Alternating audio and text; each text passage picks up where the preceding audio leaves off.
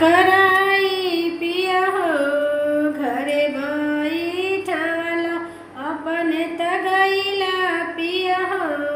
पूर्वी बनिरज कहिए के गईला पिया हो छवही महीना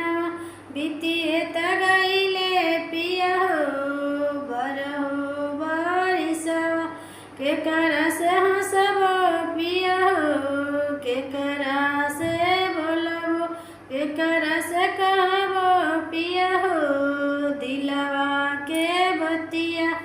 सासू से हंसिया पिधन हो ननदो से बोलिया देवरू से कहिया धन हो दिलवा के बतिया देवरू से कहिया धन हो दिलवा के बतिया सासू न